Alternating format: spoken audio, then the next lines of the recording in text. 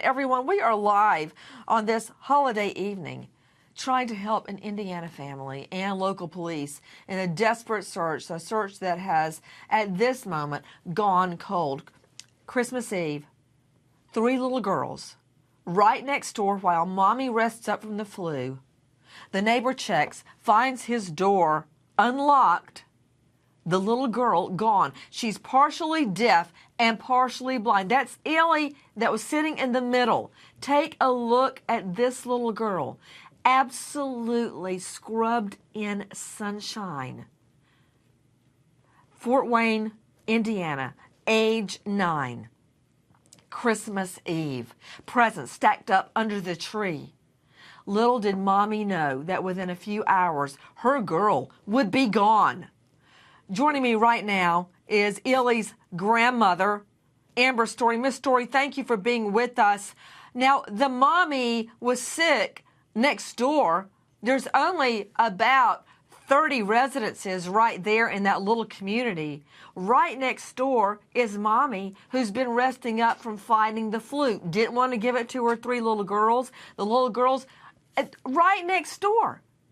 What happened? What are police telling you tonight, Miss Story? When Mike came back from getting a cigar, the door was still locked like he left it. He came in. The girls were sleeping, the 2 younger ones on the floor. Ailey was sleeping in her grandfather's chair with a blanket over and her body pillow. And Mike laid down on the couch because he'd been up with her all night because she has night terrors. And he was comforting her all night. And he was tired, so he laid on the couch beside them. The 2 younger ones were watching TV, and Amy was sleeping in the chair. About 10 o'clock, he woke up, and he looked over, or actually a little bit before that, he had looked over and he thought Ailey was still in the chair because the blanket was still over the body pillow. But at 10 o'clock, he realized that she wasn't there, and he asked her sisters, and they said that she had gone with Mommy because she walked out the door on her own. However, Aliahna sleepwalks, and she has sleepwalked before and opened and unlocked the doors and walked outside in her sleep. That's what we believe has happened.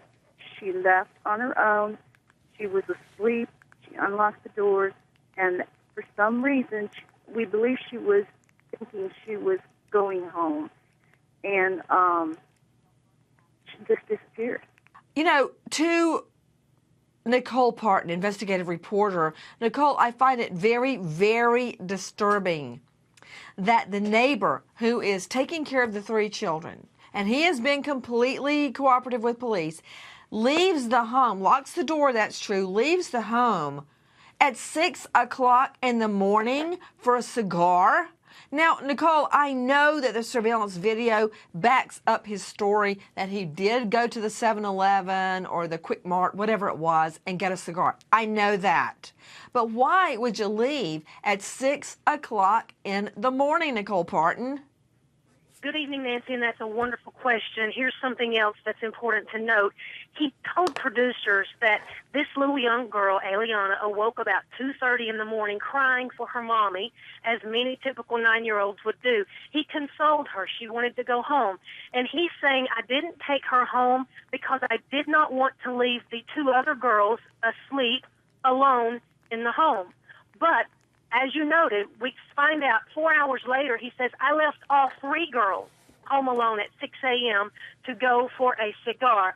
Very interesting that he says he didn't want to leave 2 girls asleep, but he left all 3 asleep. You know, back to Amber's story, this is Ella's grandmother. Is that true, Miss Story? Yes, but who of us hasn't made stupid mistakes? We've all made mistakes. Everybody in the world has made mistakes, Miss Story. Of course, we've all made mistakes. We're all human.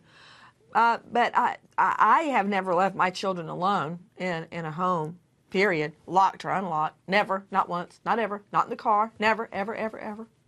Because that's not really a mistake. That's a conscious decision. It's not like, whoops, I took the wrong turn, or no. That is a conscious decision.